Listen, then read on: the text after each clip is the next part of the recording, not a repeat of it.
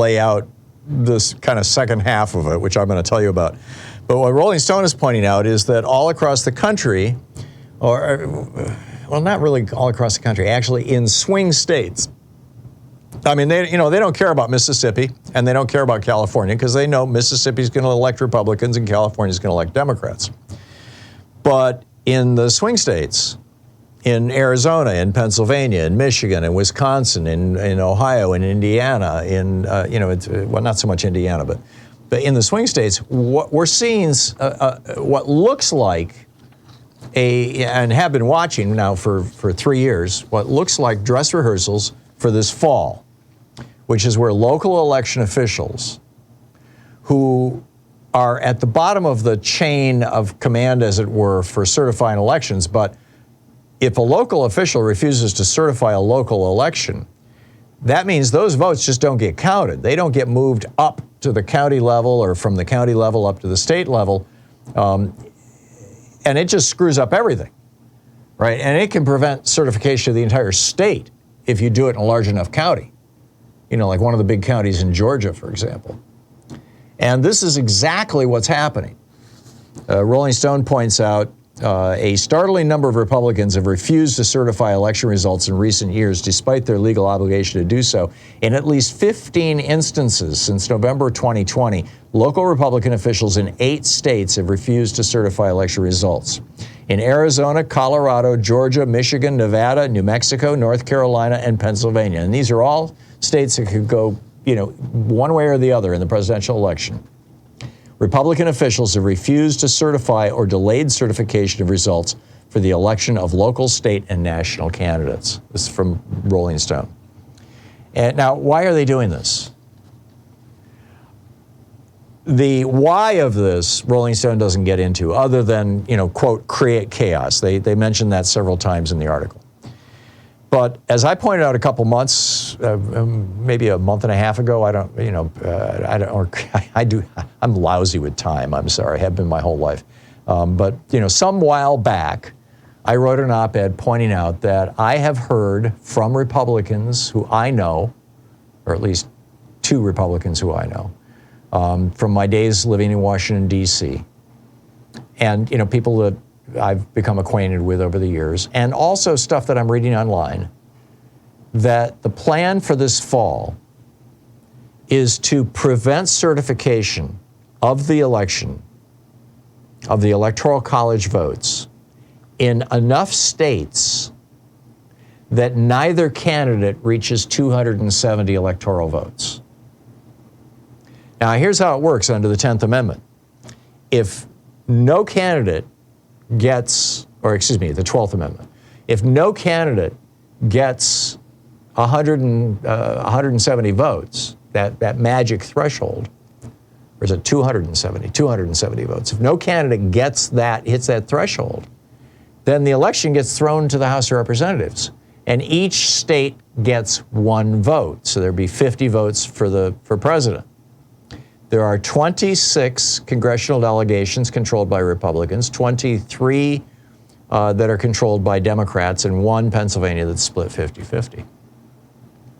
So if the election gets thrown to the House of Representatives, even if Joe Biden wins by 10 million votes in the popular vote, he won by 7 million last time around. Hillary Clinton won by 3 million. Al Gore won by 500,000.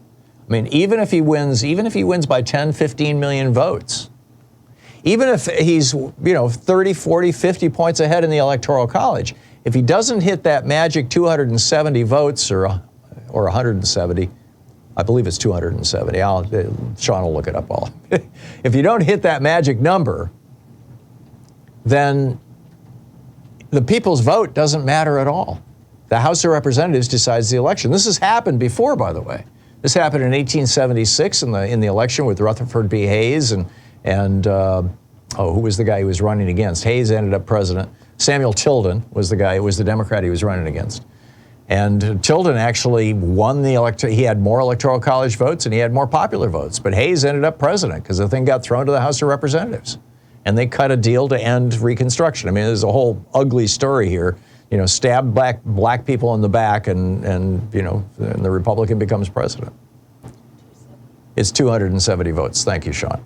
And it also happened with the election of John Adams' son, John Quincy Adams. I believe that was like, 1838 or 1836 or whenever it was, in the 1830s. And he became president. He held the office for one term, and then he went back to the House of Representatives because Congress had passed this law saying that you could not mention the word slavery on the floor of the House of Representatives. And John Quincy Adams, after he left the White House, went back to Congress, ran for election, won, went back to the Congress just so every single day he could stand up and protest slavery in the United States. He did that. I mean, that's a man of integrity. But anyhow, he won the election even though he didn't win the election, as it were. I mean, he was put into office by the House of Representatives. So was Thomas Jefferson in the election of 1800. So, which by the way led to an amendment to the Constitution, I believe the 12th Amendment. But this is what their plan is. And again, last night, whoever was interviewing Justin Glaw, I believe, the Rolling Stone report, I believe it was Rachel, did not get to that question of why. How do they intend to game this out? How do they? Well, I'm telling you, this is what they're going to try and do. And by the way, it would be perfectly legal if they can prevent, if they can get a handful of states. Arguably, even red states. I mean, although, we're talking about having to get Biden votes, right? So they're trying to knock off the swing states, the ones that could vote for Biden. If they can get a handful of states to be unable to certify their election results because local Republican election officials, I mean, in Georgia, even Democratic areas are controlled by Republican election officials. This was, that law that the Georgia legislature passed 3 years ago. If local election officials refuse to certify the local elections, it echoes all the way up to the state being unable to submit a slate of electors. And what do you get? You get Donald Trump as president. So, number one, I want to put that on your radar. You heard it here first. As I said, I pointed this out a little over a month ago. The article I wrote about it got republished in a few places, in Salon and Raw Story and Alternate and Common Dreams and whatnot. But it didn't get a lot of attention, frankly. And I think it deserves a whole lot more, what the plan is, because they're not being secret about it. They're not trying to hide it. They're right up front about this.